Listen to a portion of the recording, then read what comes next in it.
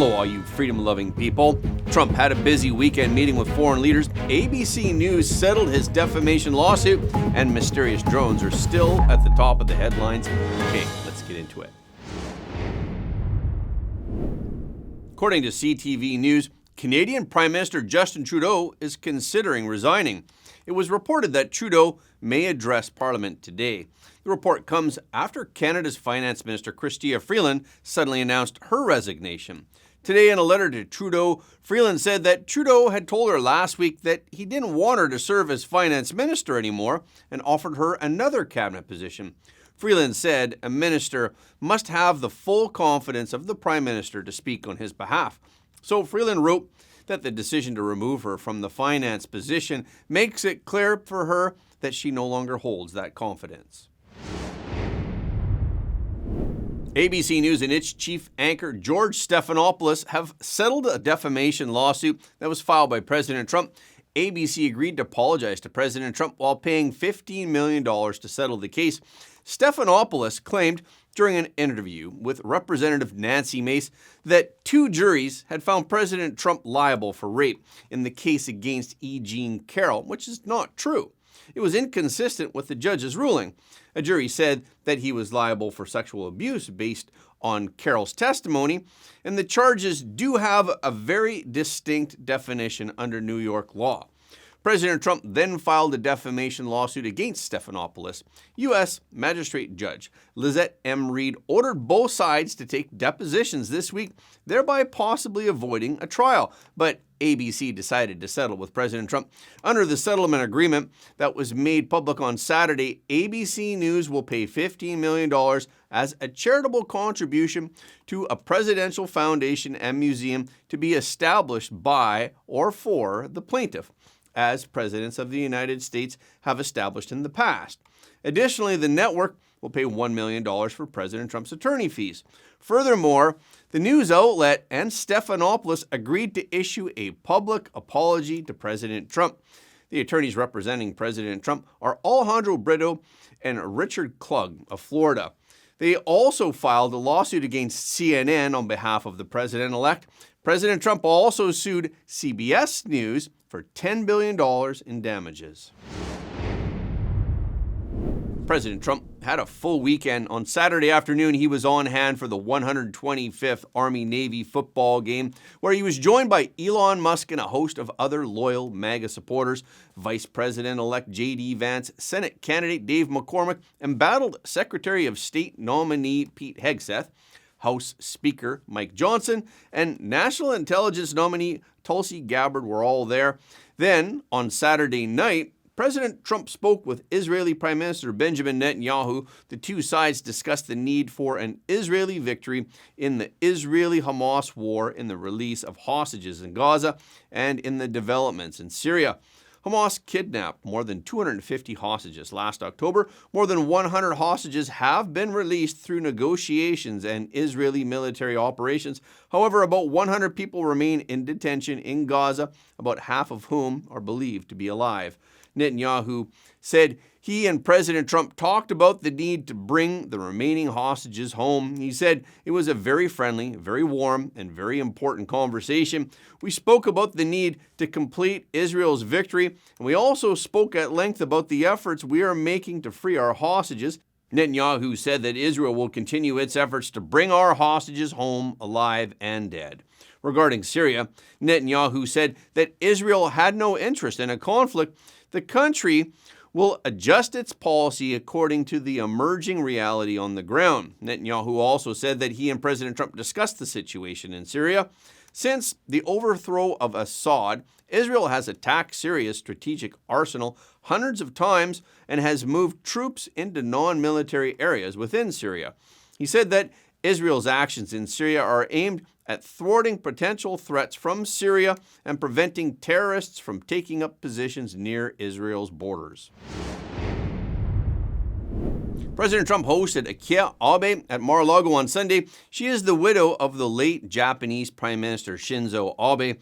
President Trump's wife, Melania Trump, posted a photo of the three of them on social media. Melania wrote, "It was a privilege to host Mrs. Akie Abe at Mar-a-Lago once again. We fondly remembered her late husband, former Prime Minister Abe, and honored his remarkable legacy."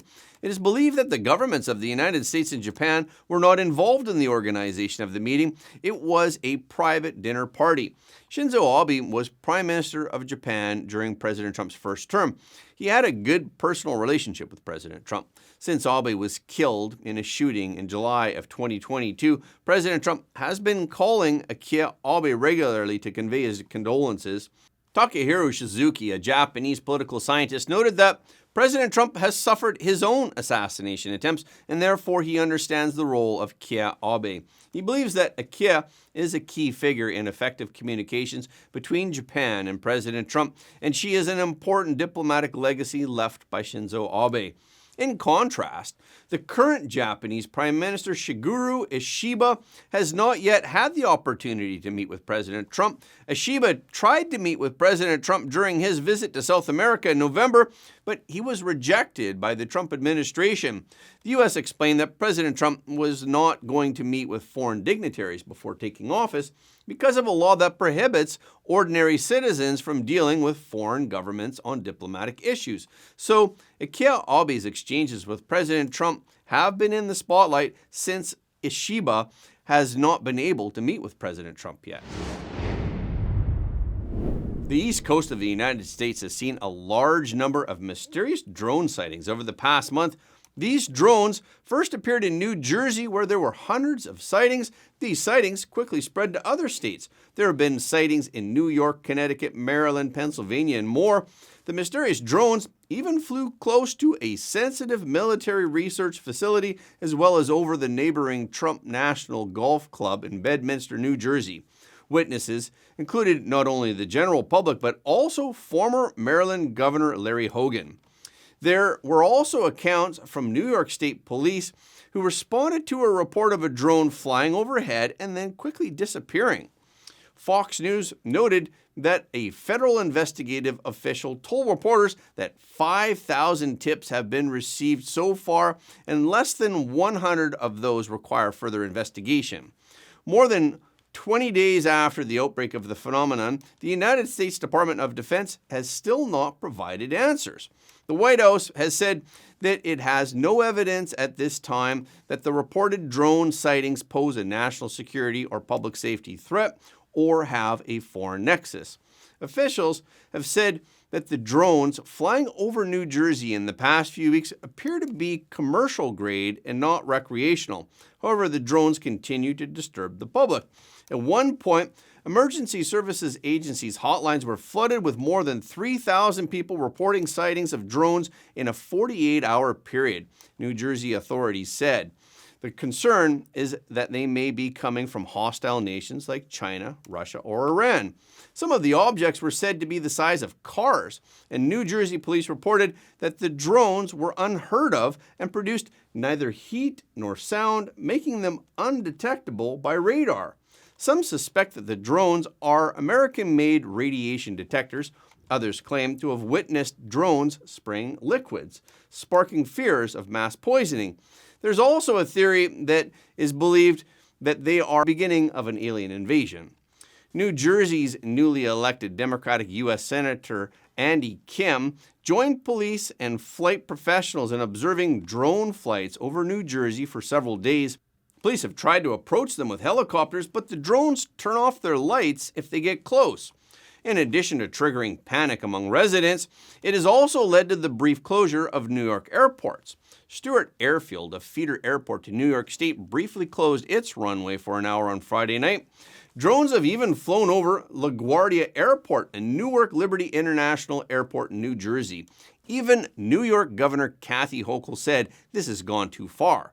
Hochul said that she directed the New York State Intelligence Center to actively investigate the sightings and coordinate with federal law enforcement to address the drones. She also called on the federal government to do more, she said, but in order to allow state law enforcement to work on this issue, I am now calling on Congress to pass the Counter-UAS Authority, Security, Safety, and Reauthorization Act, extending these powers to New York State and our peers is essential. Until those powers are granted to state and local officials, the Biden administration must step in by directing additional federal law enforcement to New York and the surrounding region to ensure the safety of our critical infrastructure and our people. And Hochul's call has been answered. She announced on Sunday that the federal government has sent New York State a new system to help local law enforcement investigate the drones. Mike Waltz, President Trump's nominee for National Security Advisor, noted on Sunday that the recent drone sightings in New Jersey and other states highlight vulnerabilities in U.S. airspace security that must be quickly remedied. Representative Waltz said, "We need to know who's behind it. But right now, I think law enforcement seems to be, the Department of Homeland Security and the Defense Department are kind of doing this and pointing at each other." The Biden administration's current response to these drones has sparked dissatisfaction among members of the U.S. Congress. This includes Democrats who have called on the administration to hold briefings and respond to the public's concerns in a more transparent and proactive manner. Homeland Security Secretary Alejandro Mayorkas said that DHS has deployed personnel and technology to conduct an investigation. Mayorkas told ABC News, "If there's any reason for concern, if we identify any foreign involvement or criminal activity, we will communicate with the American public accordingly. Right now, we are not aware of any." He gave more clarification as to why all of this seemed to be happening all of a sudden. Mayorkas said, in September of 2023, the Federal Aviation Administration, the FAA, changed the rules so that drones could fly at night. And that may be one of the reasons why now people are seeing more drones than they did before, especially from dawn to dusk. Speaking on Face the Nation on Sunday, Representative Waltz said that he believes the drone issue highlights lapses in authority between local law enforcement and federal agencies like the Department of Defense and Department of Homeland Security. He said, "It's pointing to gaps in our capabilities and in our ability to clamp down on what's going on here, and we need to get to the bottom of it." President Trump has talked about an Iron Dome for America. That needs to include drones as well, not just adversarial actions like hypersonic missiles. Jim Himes, the top Democrat on the House Intelligence Committee, played down concerns that America's enemies would send drones over U.S. cities when they can use satellites to safely and easily surveil the U.S. He said, however, the Federal Aviation Administration should do more to relieve public concerns. Today, President Trump held his first conference at Mar-a-Lago since winning the presidency. President Trump announced at the conference that he canceled his trip to his New Jersey golf club. He claimed that the U.S. government and military know the source of the drones but aren't revealing it. Can you comment on the drones that are flying around New Jersey ports? It seems like the American people have a big distance. The government knows what is happening. Look, our military knows where they took off from. If it's a garage, they can go right into that garage. They know where it came from and where it went.